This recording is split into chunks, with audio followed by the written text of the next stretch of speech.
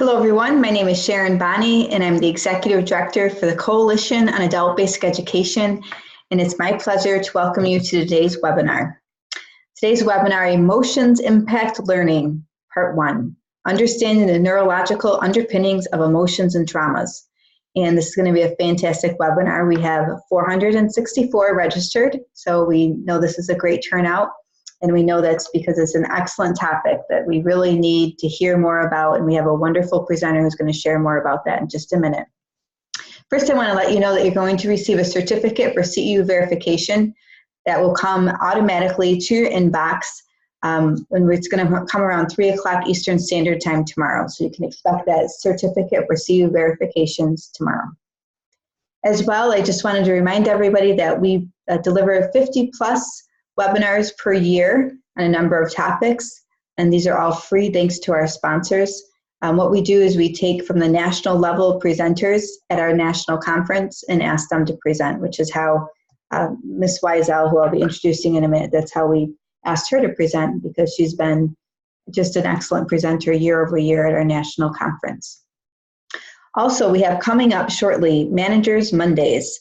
Hopefully you've seen these emails that have gone out. We'll be covering a wide variety of topics: WIOA basics, NRS, basic adult education structure and activities, IET, leveraging your WIOA funds. We have the top presenters in the country that we've asked to present on this, and it'll be 2 Mondays in November and 3 Mondays in December, and that is being sponsored entirely by Essential Education. So hats off to Essential Education for that. Virtual conference we have coming up here at the end of this month, October 25th and 26th. Last year's virtual conference had over 10,000 downloads, so very, very popular.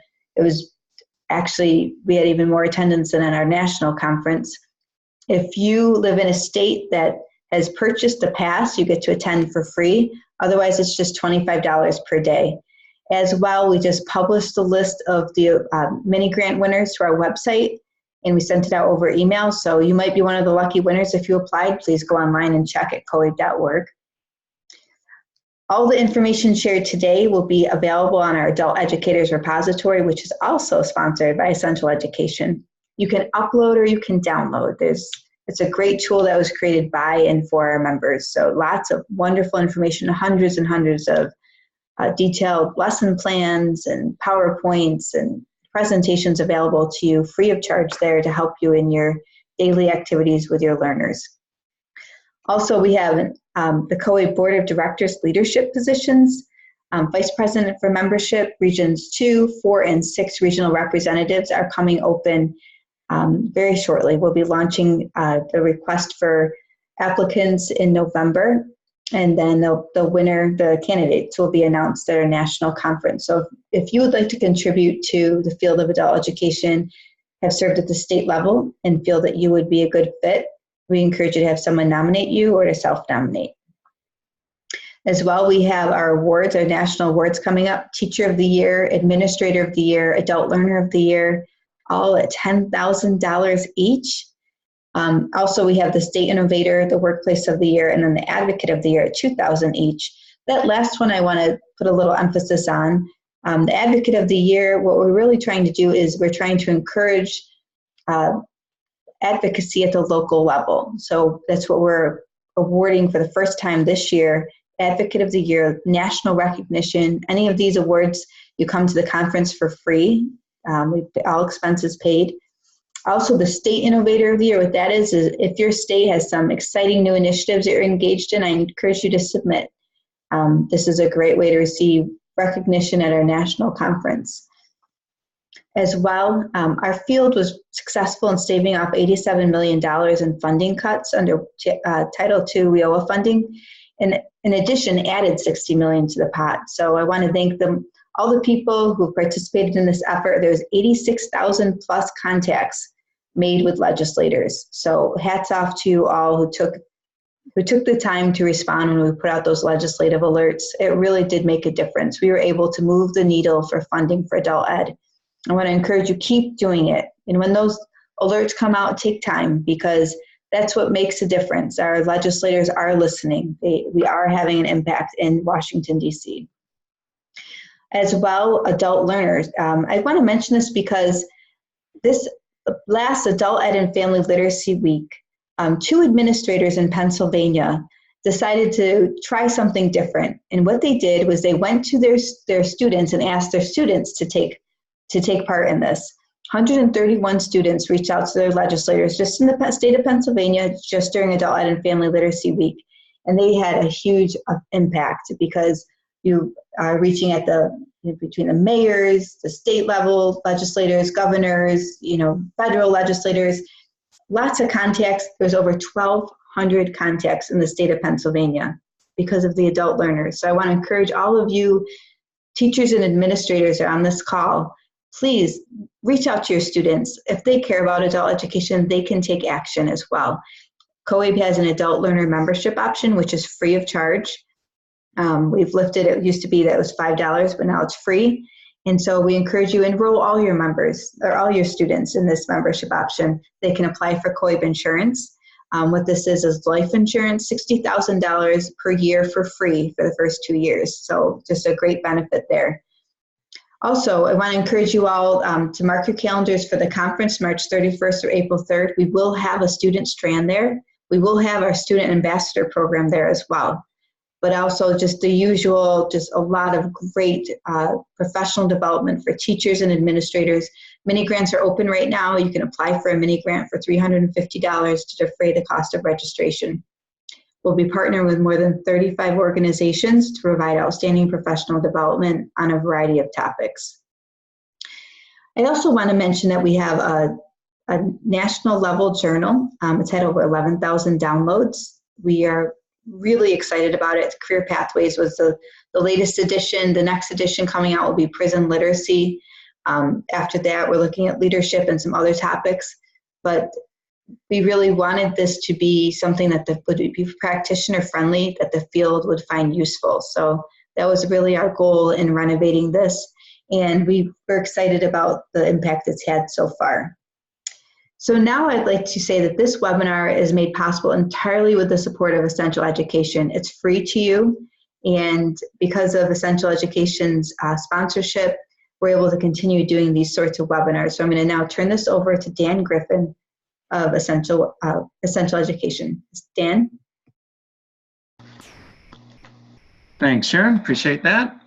Thanks to all of you who are here on this webinar. We're excited for the opportunity to talk to you for just a few minutes about a couple of the things that we've done. As Sharon said, we sponsor a number of these webinars as well as other things within COABE. We also create some free materials for you.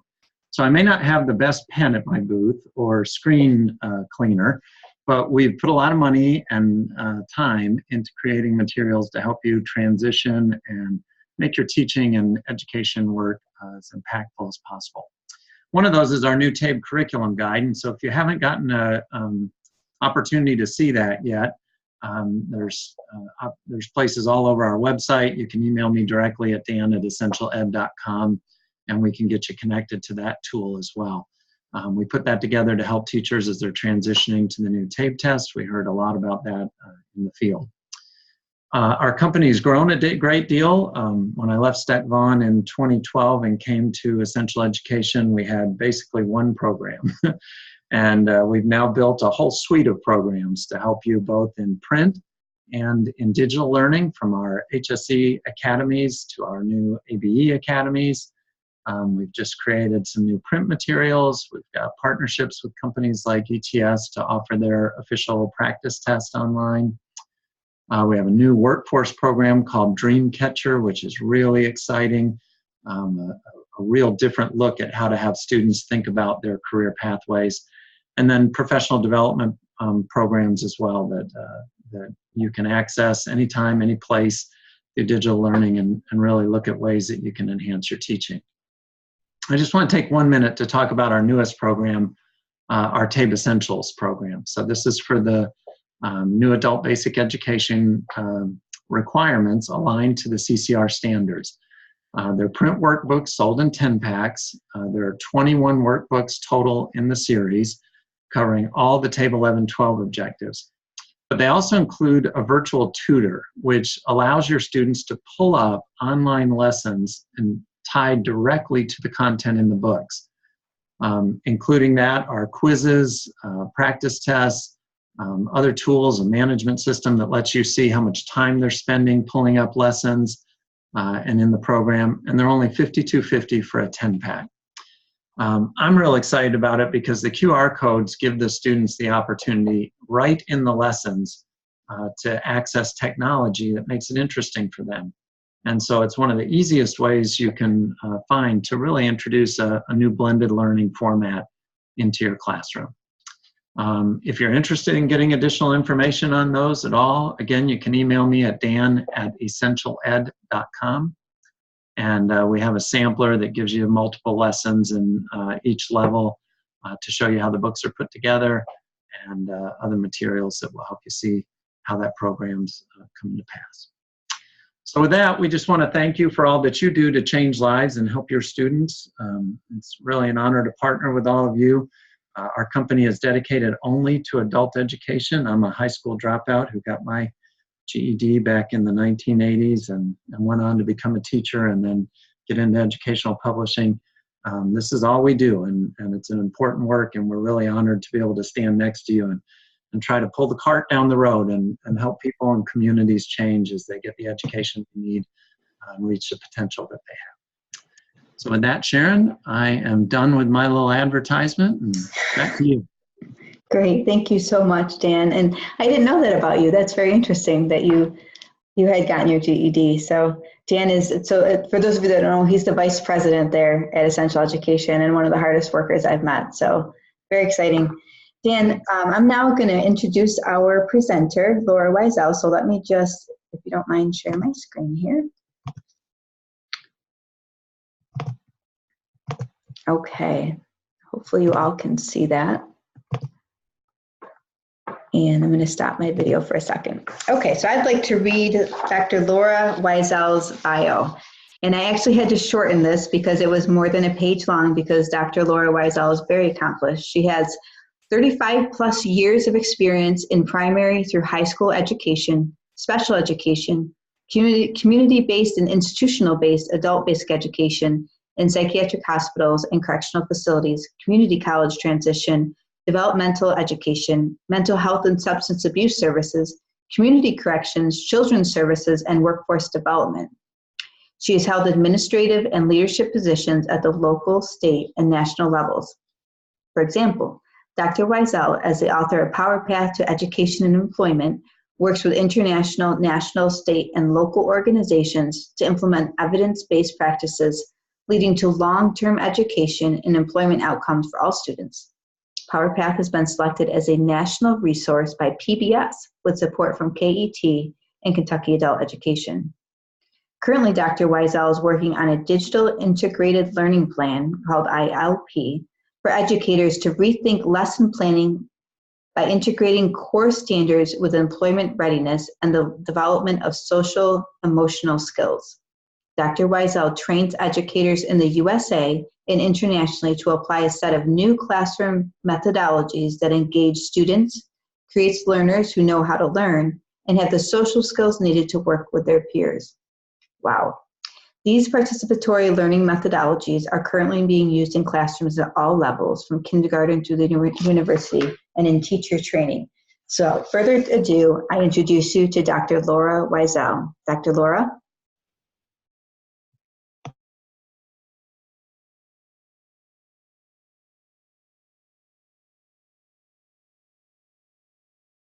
And make sure that I am at the right pieces. Yes. Whoops, I think we need to just go back one. Well, we lost the cover. How interesting.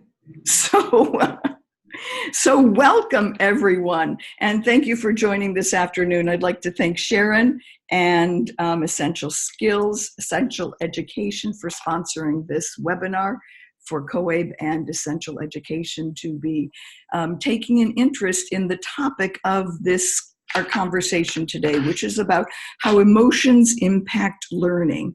This is a two-part webinar. So today we're going to be looking at the neurological underpinnings of what's going on between our two ears and why we respond so uniquely to emotions and how our brain uses emotions and triggers emotions. So I'm excited to share that with you today.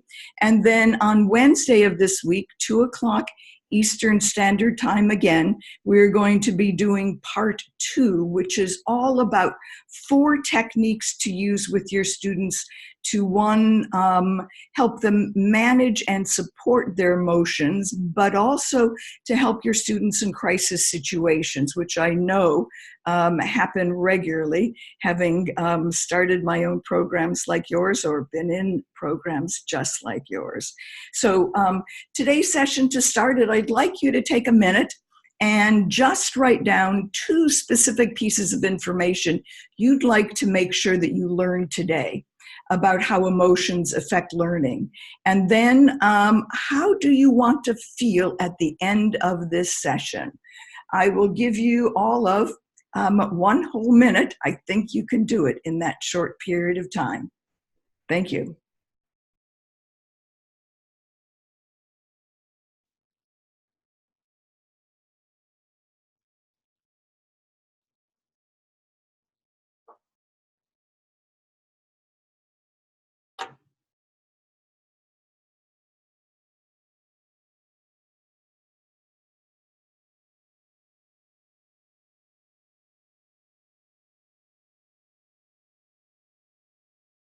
Okay, looks like we're pretty close to a minute there. I hope that was enough time for you. So now I'd like to talk about what we're going to be looking at here today. So we know that our students who come into adult education program have often struggled with both school and work.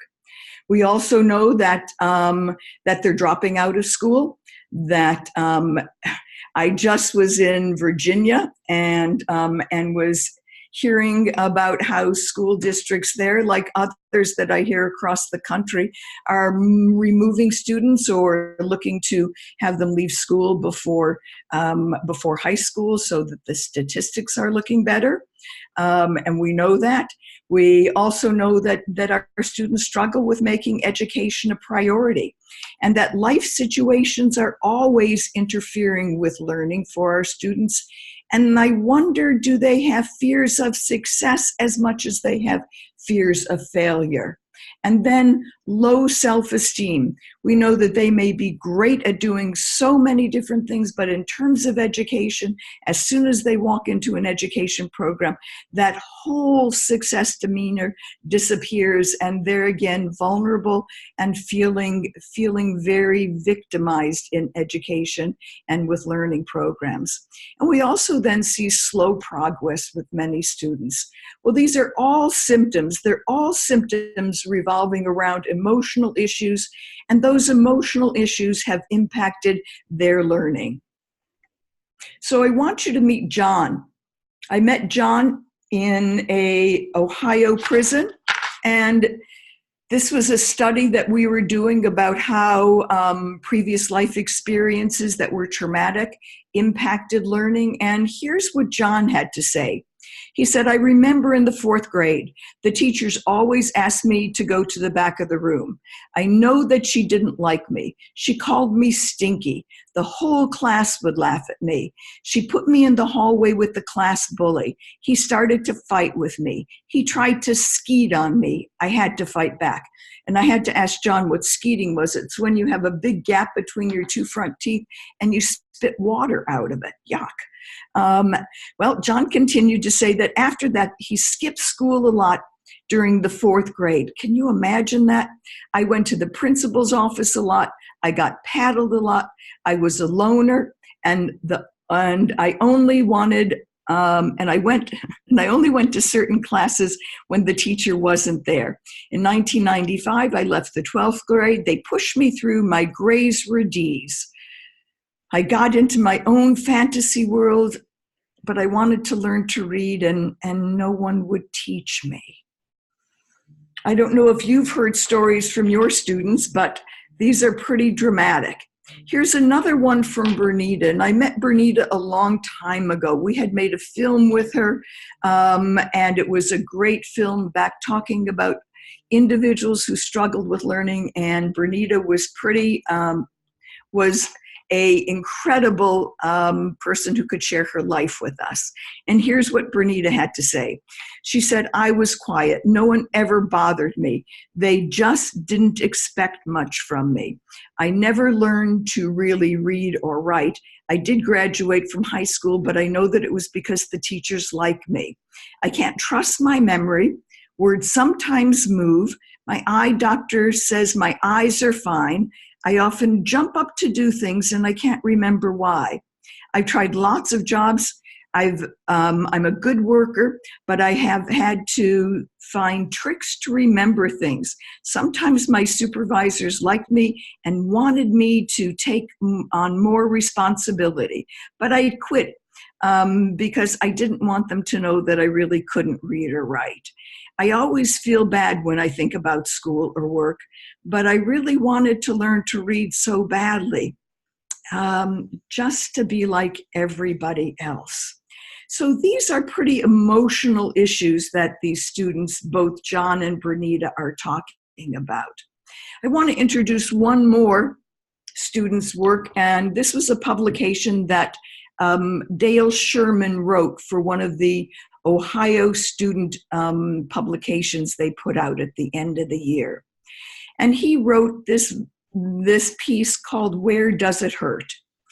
When you go to the doctor, they ask, "Where does it hurt?" But if you've had a very time to read or do not know how to read, they do not ask you this. They said, "Why can't you read?" When you go to help to read, it takes all you can to walk through the door to get help, because it hurts to let someone know that you can't read. This is one of the big hurts that adult learners have. So when you start to learn, you need to talk about why you did not learn as a child. Talking about the pain helps to start the hurt so that you can begin to learn as an adult and to heal. The healing takes a long time, but if you talk and tell people your story a little at a time, you can heal faster. People are not all bad. Some people like to listen and help adults learn. Some people call the process of healing your shame. But I think it's just been a very bad hurt and you don't want to get hurt anymore. The hurt makes you feel that you're not good or that people are better than you. Some adult learners think that their voices mean very little. But as an adult learner, I've learned that your voice is very powerful and people need to know how you feel so that you can get the help you need. One more thing you need to know: adult learners are not alone. There are many of us out there that can help you if you need and want help. And that last line that Dale wrote there was directed at us, adult educators. One more thing we need to know: that adult learners are not alone, and that there are many of them out there who can help us begin to understand how a struggling learner manages both their K-12 school and coming back to school. So on that note, let's talk about emotions and learning. So we've just talked about some feelings, and we'll be talking about those more, but I want to know how you're feeling right now. So, or more importantly, how would you like to feel at the end of this webinar? So take a minute and just jot that down, how you'd like to feel. Okay, more often than not, if you can choose a feeling, you're more often than not going to achieve that feeling, but we'll see. We'll see about that. We're going to talk about the triune brain, which are the three brains that we have within our head. I want to talk about the remarkable way memories and learnings are stored, and I want to talk with you about how trauma impacts the brain and learning. So I got interested in all of this because all of the work that I did in my preparation to be a kindergarten through K-12 instructor, never talked about the brain. All of my work in the field of reading, never talked about the brain. My field, or the field of special education, never talked about the brain. And adult education never talked about the brain. So being a very curious person and always saying why, at least that's what my family tells me, is that I was known for the word why. I questioned, what else do I need to know about adults who've struggled, youth who've struggled, and what's going on between their two ears? So I've spent the last 35 years of my life just looking at that. And so that's what I want to share with you, is some of the kernels that of our wisdom about how this brain works and what do we need to know about it, especially this time related to emotions and learning. So if you take a look at this 5-inch wilderness, you can see that it's got a lot of circular kind of pieces. They're kind of even like rabbit trails, as a mentor of mine used to call them. So if you can imagine that this brain is as huge as a piece of huge paper, and it's just taken and pulled together and made into a little ball. And so what you're seeing on the outside of the brain is exactly the same. It's all of this information just condensed and squeezed into this 5-inch wilderness. And all of those little grooves are called convolutions, because it just means that more information can be stored in a smaller space. So I'd like for you to try this. I'd like for you to begin to take your fists and put them together. So you can see my picture. Don't put them together like a handshake or a clench, but put them together by fists. And so I told you that's what they look like almost, but from the top, I want you to see that it looks just like 2 fists together. So if you've been able to do that, that's about the size of your brain. And if you take a look where your pinkies are, that's your occipital lobes, or the very back of your brain. And where your thumbs are the front of your lobe, or your forehead, or what's behind your forehead, which is the prefrontal cortex and functions where learning takes place. So that's the size of your brain. And what we need to know is it doesn't matter about the size of our hands or the size of our brain. It doesn't matter if we have fancy things on our hands. All of our brains are fancy, so that's good to know. But what's important to know is that just as humans, and we're all humans, we are 98% alike. Actually, that's 98.8% alike. So when the adage came out of there, but for the grace of God go I, that was all of us. My husband used to laugh as I began traveling around the country in the late 90s and ended up traveling about 10 months out of the year. He used to laugh that I would come home with stories about everyone who I sat next to on the airplane. And he would laugh because I always found something in common and something interesting about them. And that's really true. We have things in common with all of us, and all of us are pretty interesting as individuals. So in talking about these 3 brains, I want to talk to you a little bit about who Paul MacLean is, and the 1950s when he was at Yale University and he was taking a look at the research at someone who was at McGill University. And so Paul MacLean was playing with this and looking at what was going on in the 3 brains that have been discovered. And the way that they got to look at the differences between how different parts of the brain function was after war all the time. They had individuals with head injuries, and when those individuals were alive, they were able to query them and check them out, and then when they passed, they were able to determine what parts of their brain were not working and were atrophied by an autopsy.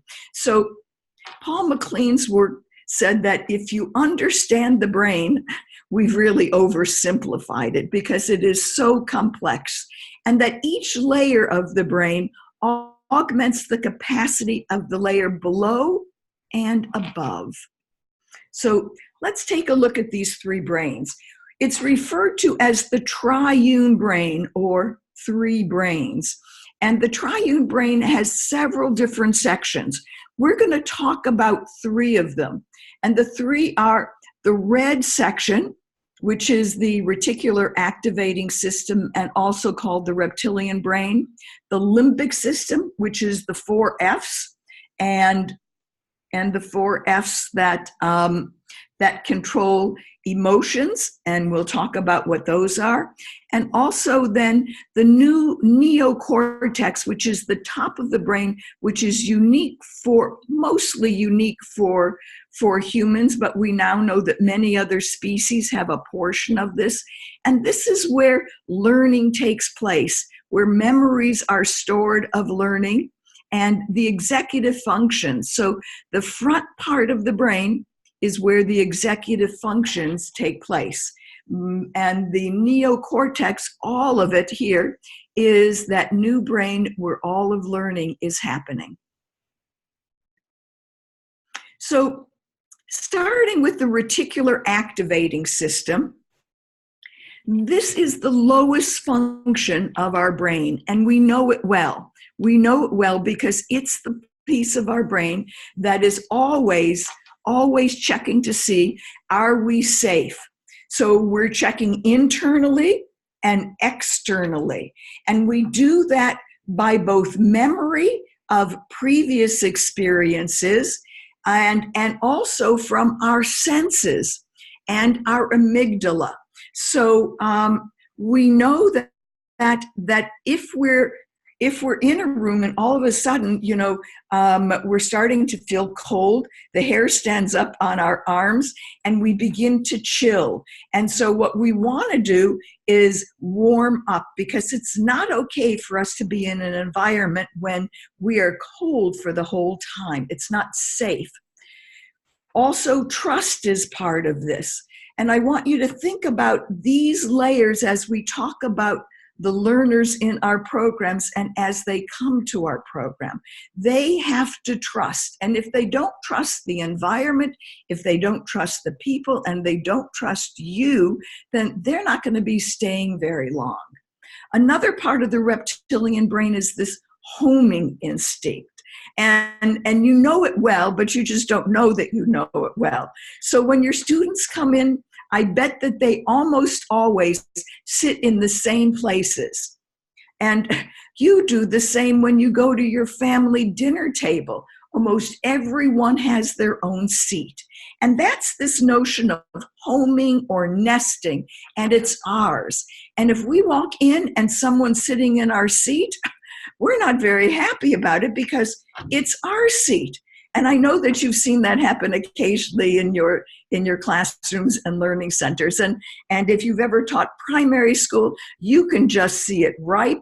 Middle school, you see the frustration and anger. And high school, you just see the students getting, all ticked off about the person who's sitting in their seat.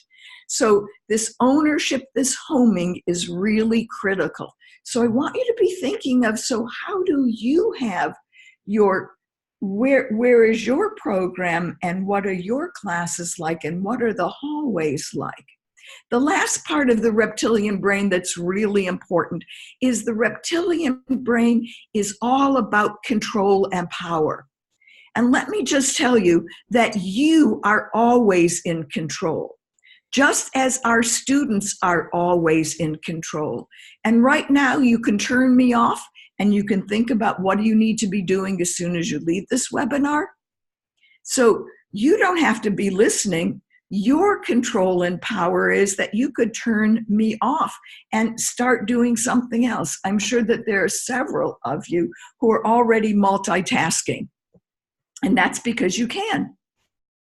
So when we think that we're the control or power in the classroom, the reality is our students are the ones who are in control and power. So we'd better align with them and co-create the learning with them. This part of the brain, the reptilian brain, the reticular activating system, is the oldest part of the brain.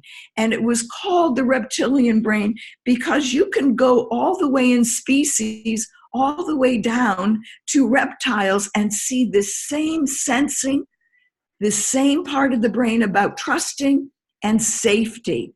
And so that's why it's the oldest part of the brain. This is the part of the brain that turns off our brain at night and allows it to rest and recharge. And it's also the part of the brain that just keeps you safe and keeps you from destroying yourself as best it can. So that is the inner core of the brain. Moving along, the limbic system is the part of the brain that we're really going to be focusing on today. It's the emotional brain, but you can't get to it if you're not feeling safe, if you're not feeling in control, if you're not feeling like you've got people around who you can trust. And you've got to be feeling, comfortable in the location with things that belong to you. Once you feel then you can move up to your limbic system. But until then, you're preoccupied with just those pieces and elements of your reptilian brain. But now that you've got them satisfied for the moment, we can move to the limbic system, which is about the 4 F's. And I didn't come up with this. A writer and neurologist by the name of Richard Restak, R-E-S-T-A-K. You can Google him. You can find great used books of his on Amazon, all about the brain. They're just fascinating. So he wrote a book called The Brain, The Last Frontier, which was just so easy and delightful to read. You'd enjoy it too. So the 4 F's of the limbic system are feelings, fighting, feeding, and this need for intimacy. How does that last one turn into an F? Well, I think I usually call it just fooling around. So, so those 4 F's, feelings, feeding, fighting, and this need for intimacy, are all what this limbic system is about. The limbic system is unique in that it doesn't talk, but it runs the show of what you do and everything else. So this limbic system, if you are not feeling okay, if you are feeling frustrated, if you're feeling angry or blame, my goodness, you're going to be preoccupied with that. And we know that. We know that when we walk into as we've walked into our own programs, we know that if there are other teachers around, the first thing we do is just dump. I've got to go do this because I haven't had time to do this and I've got to go do it. Or, oh my God, my daughter left me with my car and there was no gas in it this morning. I'm going to trade her in. Or, I was up half of the night because I had a stomach ache and I don't know what's going on, but I felt I needed to be here today. You've all had those conversations. And so this limbic system has got to be heard, either verbally or addressed and otherwise. And if not, if your feelings are not verbalized, addressed, then you're just going to be frustrated with them reeling around until you're able to secure them and name them. That's an important thing. If you're hungry, You're not going to be interested in working with other people. You're not going to be interested in doing that algebra, because when you're hungry, you need to be fed. It preoccupies you. Just like around noon, everybody starts getting hungry, and that's why we have lunch breaks. Fighting. Oh my, whew. If you're angry, woo, and coming into a learning situation, you're just going to blow up. You're going to sit there. You're going to, get more and more frustrated, more and more angry, and it can just build up in you until you want to explode. So what do we do when students walk in with all of these issues? They're carrying feelings. They're hungry for all kinds of things. They may have been in an antagonistic situation since you last saw them, and they have this need for intimacy. So we know that when it was talked about with the limbic system, that this need for intimacy was really referred to procreation. I think I said it right. And what we now know is it's more than that. It's more than that. It's the need to be recognized, someone to see you, just see you. So, when someone sees you and they say, hey, hi, you literally look great today. Or, it looks like you're on top of things. Or it looks like, you look a little down today. Someone's seeing you. So that need for intimacy is as simple as just being seen and noted. Other issues, I find that our students need to have some amount of privacy and personal things that they've got to keep that are their own. And so we've got to be careful that we never rub against those. And we always tell students that if we're asking something and it may be too personal, they don't need to answer it. It's okay. We can back off from it. But these 4 F's are really going to be determining whether or not your students are going to be learning for the day and have the right mindset for learning for the day. So we're now going to spend a little bit more time talking about some other features of the limbic system. So there are few I want you to pay attention to. One is the amygdala, who partners with the hippocampus and the hypothalamus. So we'll talk a little bit about them. I want to mention about the right basal ganglia, which is deep here in the limbic system, and the cingulate gyrus. And these are important. The amygdala, if you don't know what it is your little mini, deep inside your brain, so it cannot be injured.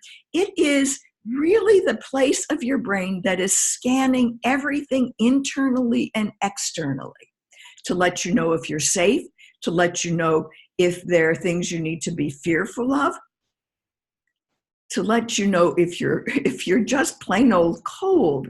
And so the amygdala is really, when you get that gut feeling, that's your amygdala talking. It has no words. It just has feelings.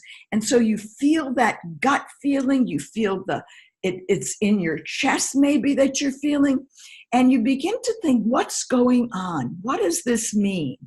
Well, the good news is that the amygdala in your brain is right next to the hippocampus, and the hippocampus stores memories. So when the amygdala begins to feel something, it automatically connects with the hippocampus and begins to understand, why is it that I'm feeling that? And it's usually because there's a stored memory. Ooh, it's cold. And I remember one time when I was cold, I got so cold I couldn't even listen. I better find something to keep me warm. So that could be it. Or it could be, ooh, I don't feel safe here.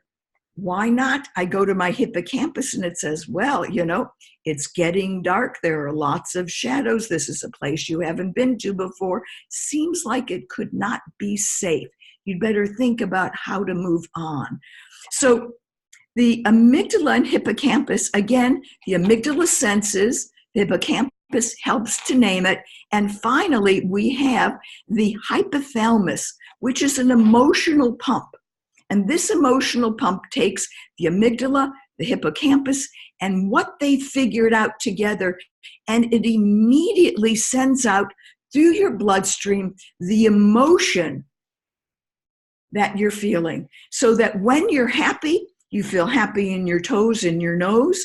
And when you're frustrated or angry, it's in your stomach. You can feel it in your gut tightening up, your chest tightening up. And so that's because the hypothalamus has sent out a neurochemical, and it goes throughout your body to get your body in the right position to be able to handle whatever is coming your way.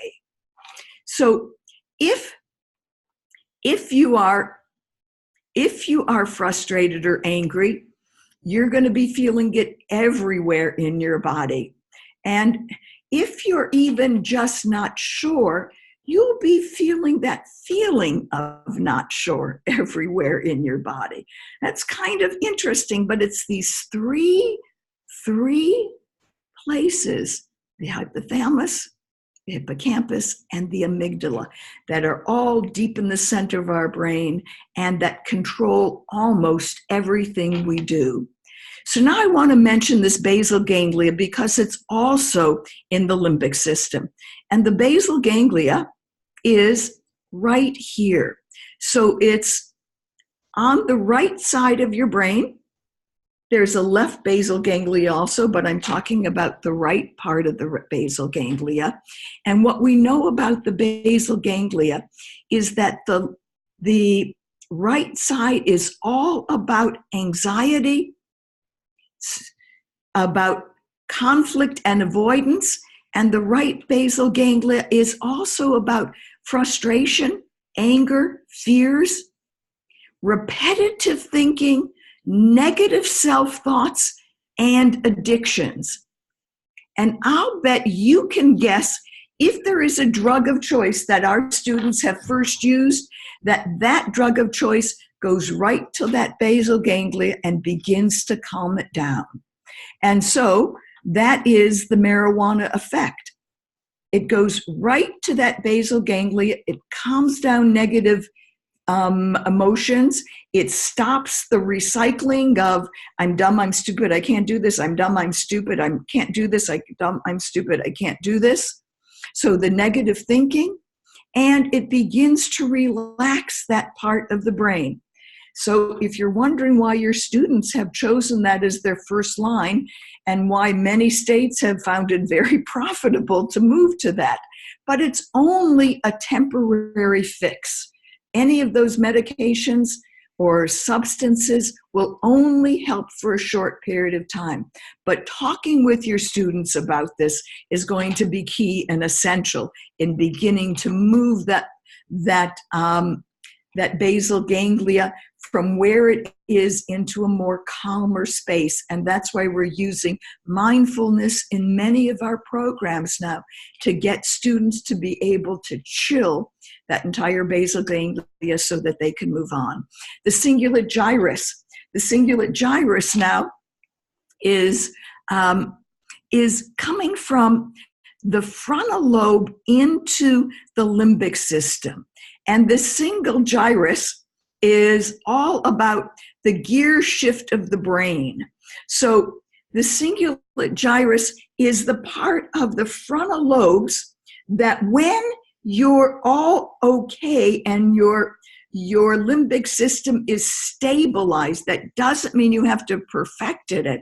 It just stabilized for the moment.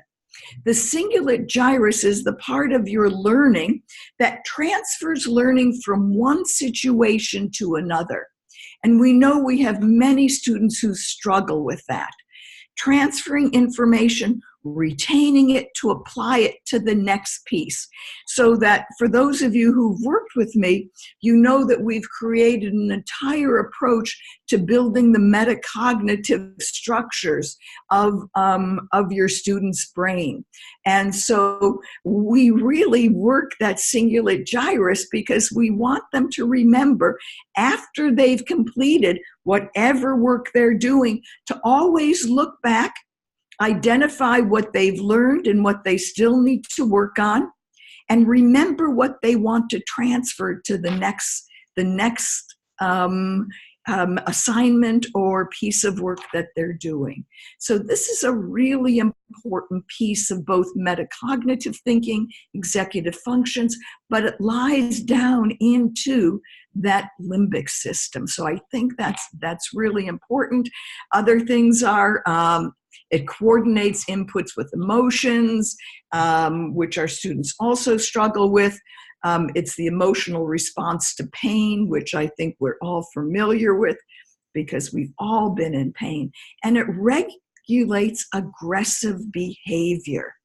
Interesting. So this limbic system's got all of this in it. And if we don't get this limbic system at least stable, when students come in, then they're not going to be able to do a whole lot of work or keep up in conversations. So that's why this limbic system is so critical. And those are going to be on Wednesday session, the 4 techniques that I'm going to be working with you on how to get this limbic system balanced. Doesn't have to be balanced forever, but for the time that those students are with you. And I think that you'll see a lot of what I'm talking about reflects on your family members also. So, moving on. We're moving now to the neocortex, or the new brain. And the new brain is the part of the brain that now stores learning and builds memories, and all memories are what learning is. Learning is just a memory in your brain. And so what the prefrontal cortex is, and you know, if you take your fist and you put it up to your forehead as that Rodin's sculpture called the thinker, now you can understand why it's the thinker. And the thinking part of your brain is right behind your forehead. And that thinking part of your brain, the frontal lobes, is the last part of your brain to evolve. Now, what's really important about that is that if you have students, or if you've been stuck in this reptilian brain, you're not going to get up to your higher order thinking. So if you're constantly not trusting, not feeling safe, if you're constantly, worrying about who's in control or power of you, if you're constantly just worrying about what am I supposed to be doing, where am I, then you're not going to be spending much time in that neocortex. If you're worrying about your emotions, or if you're getting past memories flooding you, or if you're feeling anger and blame, then you're not going to be getting up to this higher order thinking either. So this higher order thinking, and you'll recognize this piece because it's important, and that is that our learners have holes and gaps in their learning, and you see it all the time. And you go, where were they? Well, those were days where either they weren't in school, or they were in school and something else was grabbing them. Something else was grabbing them, and so they were there, but they really weren't there that day. They were emotionally distraught. They weren't feeling safe. Something else was going on. So this metacognitive, or front end of your brain, the frontal lobes, don't really evolve and get solid until about 25. But if you've had major issues going on in your life, chances are slim that it's going to be 25, it'll be 30, 32, and you're, as an adult educator, part of this whole next development of your learners. So they came in with gaps and holes. They came in with difficulty with planning, organizing, critical thinking, judgment, tasking things out. This is what I need to do first, second, setting priorities, being strategic, being reflective, and transferring learning from one situation to another. So if we can't get our students comfortable, they're not only not going to learn, but they're not going to be learning how to learn. And that's the biggest issue for all of our learners, is having them begin to learn how do they learn, and knowing wherever they go, they can figure that out. And that's the part of what we're doing when we train the frontal lobes and metacognitive portions of our brain. So some of the things that are important on this slide are that you'll see this arrow going up, and that is the brain operates up, down. So when, again, if you're being trapped in your reptilian brain or your limbic system, you're not going to be coming up to the neocortex and the frontal lobes. It's really hard to plan and organize things when you're feeling cold, frustrated, angry, not safe. Really hard to plan and organize things, and when you're emotionally distraught about something that's happening in your life.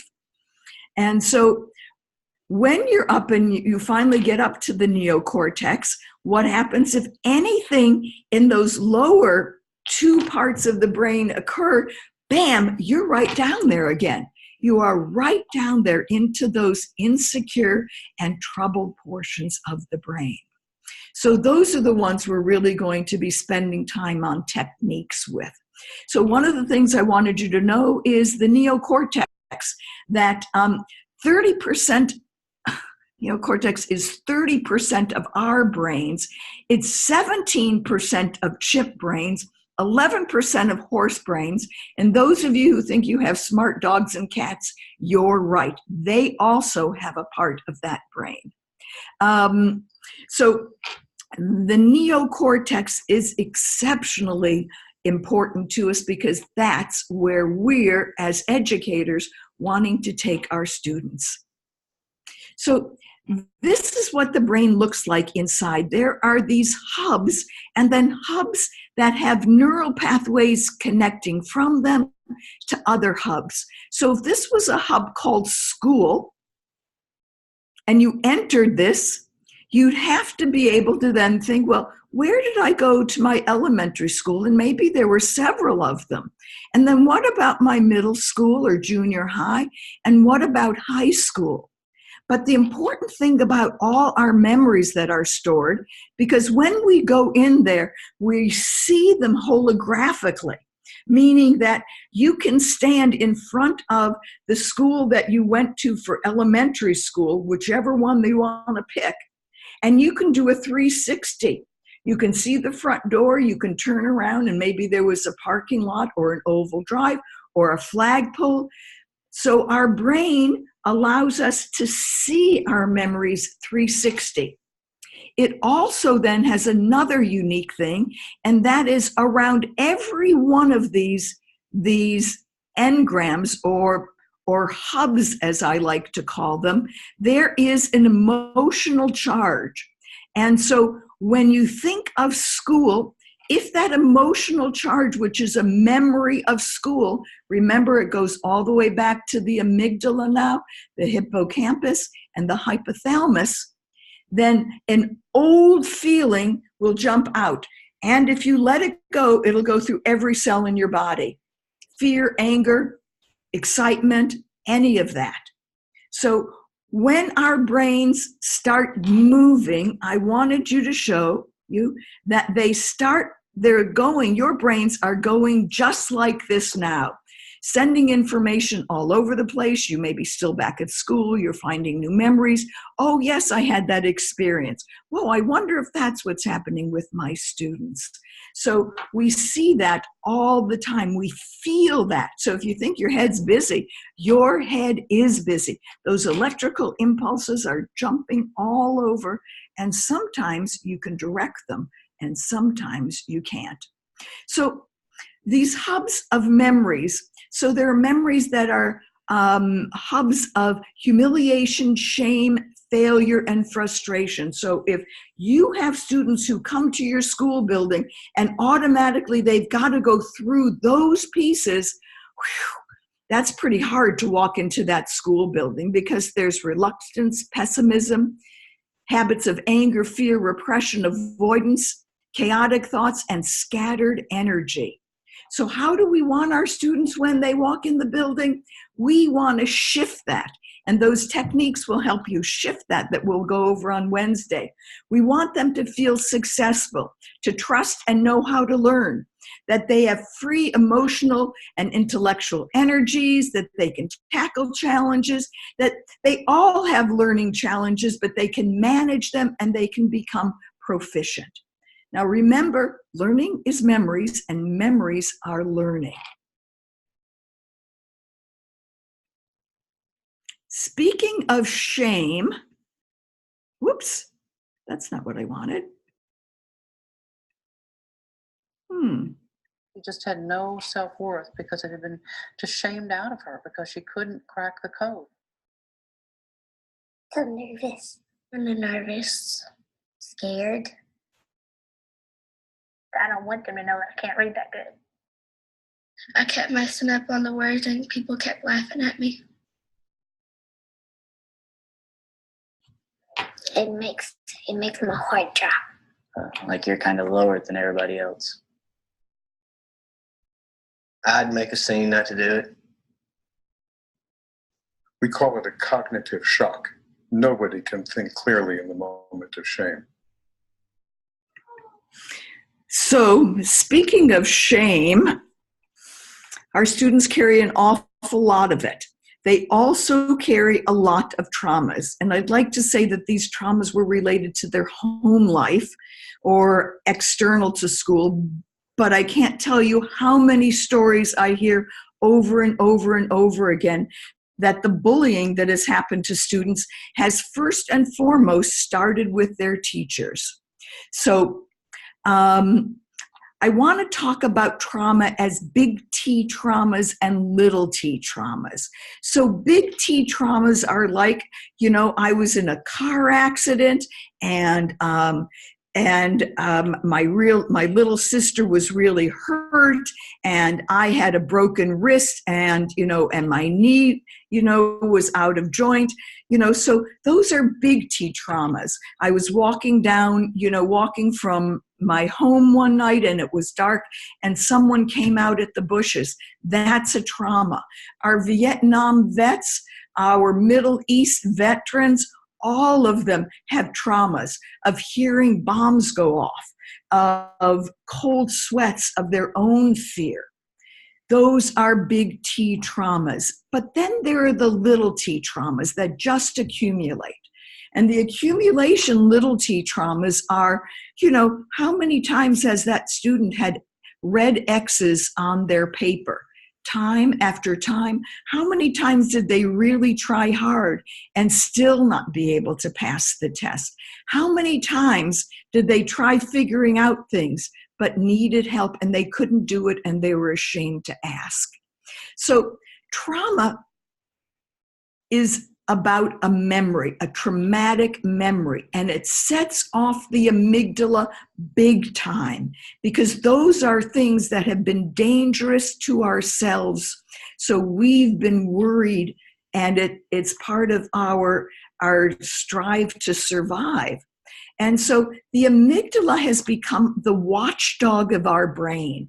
So we don't know. Again, amygdala has no words. It's really deep in our brain, and what it does is it just senses stuff. So when the amygdala senses it, it goes back to that hypothalamus or that hippocampus, identifies the memory, the hypothalamus, and it sends out that emotional set of feelings throughout the blood, throughout your blood system. And so I wanted to show you that this center is a normal brain that's had all kinds of interesting things that it's learning, but for the most part, you can follow these tracks of the different thoughts that have happened that have grown this hub. But if you take a look at the red and the yellow, you'll see that these are neural pathways of trauma. They are chaotic, they're stressful, and if you think you could tell somebody, oh, just get over it. You know, my husband had this situation, my mother's in the hospital, my daughter did this, I can't believe this. And if you think that you can tell your students when they come in after they share something like that with you, if you say, oh, you don't have to worry about now, just put that away and we'll do schoolwork. The answer is fat chances. You cannot put these feelings away. That's really important. They've got to be addressed. They can't be packaged up anymore. So when you're dealing with individuals who've had traumas, you have to be kind and help them begin to piece it out. And if not you, maybe finding someone else. Every community has a mental health center. We know they're all overworked, but finding someone there who could be a helpful counselor to your students is a good idea. We've partnered programs with their mental health systems so that they could have good support behind them when we talk about emotions and learning. I want you to read these because these next were from a literacy program, but they reminded me so much of what, and these were all quotes of what they were saying in that shame little video. Listen to these. These were our students saying this. At first it was scary. You think if you make mistakes, you will feel bad. They're saying that about entering into your program. They're saying if someone wanted me to read something, I was afraid of what they'd say because I went to school. Some of the teachers would look at me and kind of snicker. And then the kids would laugh too. That's the beginning of the bullying. My head was saying that I should cut and my heart was pounding fast. You heard those individuals saying that in that shame video. My stomach was sad. Isn't that interesting? And that's that neurochemical that's being spread throughout the body of being sad, upset, and nervous. My head was nervous. My heart was beating so fast. My stomach had knots. I had one heck of a headache. I wanted to learn to read so bad that I made myself get through it. Whew. Well, I hope that you've seen that our conversation today has not just been about our students, but has also been about us and our family members and our neighbors and our friends. And so what I want you to be able to do is I went to YouTube and I found that there are so many good videos on how trauma affects the brain. I just want you to go and start to take a look at those. That'll be helpful for you before Wednesday session. And then there is one video on YouTube that I thought you would really enjoy, and it's called How Your Brain is Wired for Learning. So take a look at that. It'll remind you a lot of the conversation that we just had. We're going to be doing this next session on Wednesday for techniques to support and manage emotions in classrooms and with students. That's going to be at 2 o'clock on Wednesday. Please have 5 colored index cards with you. It doesn't matter what color they are or the size, but they cannot be white. And the next piece is I need you to have a black fine line tip marker with you so that when you write some things on the cards, they stand out. I'm looking forward to seeing you then, and it'll be another great but fast session. And finally, so how are you doing? How are you feeling? Are you feeling what you wanted to feel at the end of this session? Did it come through? Are you feeling that you're full of questions, more curiosity? Well, sometimes, you feel like a nut, and other times I know you don't. So in conclusion, I'd like to tell you that this has been a great little cartoon that I've had for years that said, adult children of normal parents, an annual convention.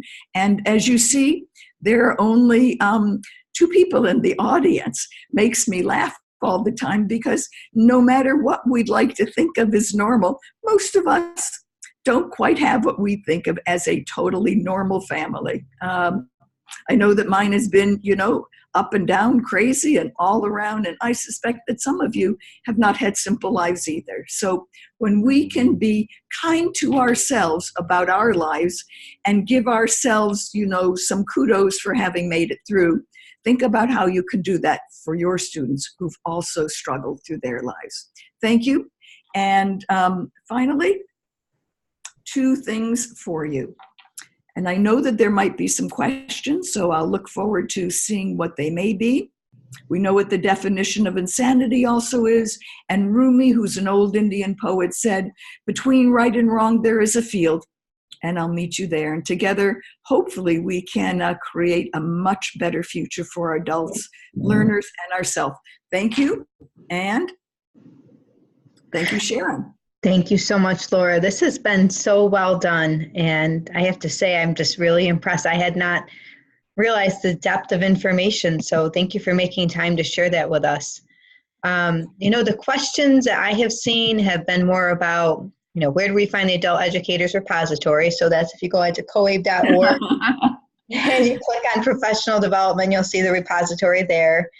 There's also a note about seeing the PowerPoint in the presenter view mode. So you and I can discuss that offline, Laura. There's one question here. With experience, we know that emotions affect learning, but I'm not sure what role an instructor can play.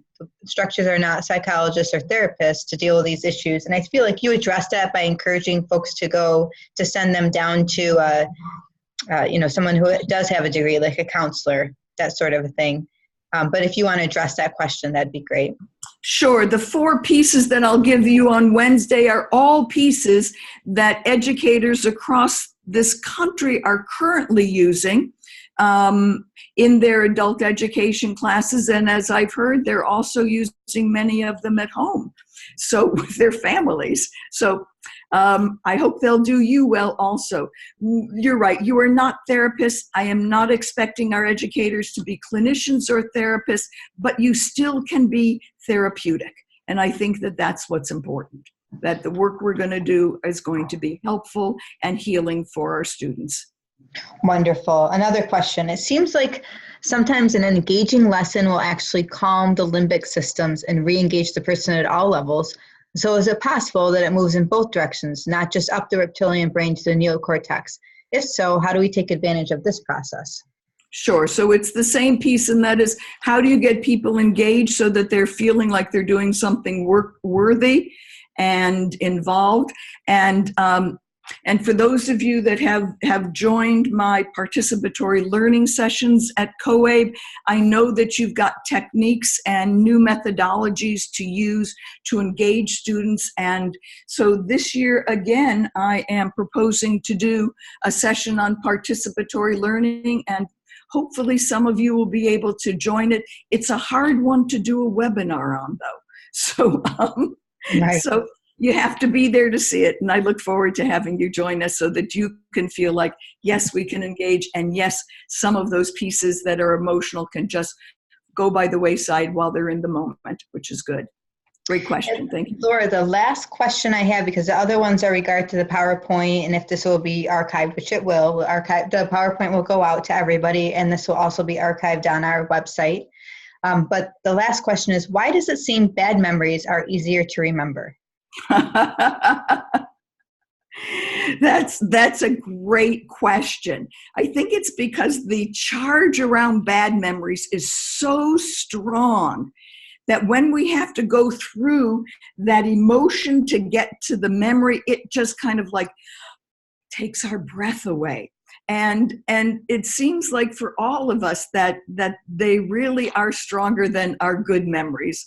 But the choice that we want to make with our students is, how do we begin that they can bring back good memories rather than bad or difficult memories? And we're going to be working on that on Wednesday. So bring your 5 index cards and please join.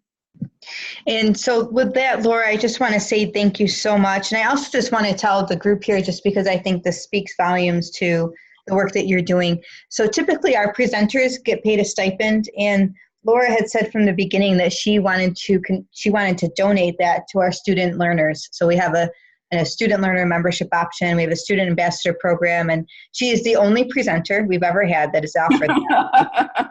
I just think it speaks to you, Laura. It speaks to your character. So I just want to say thank you for doing that. Thank you for making time for this, and thank you to all of the folks that joined us on this webinar. We look forward to seeing you on Wednesday. Thank you. Okay, thank you, everybody. We'll see you on Wednesday. Mm-hmm. Bye now.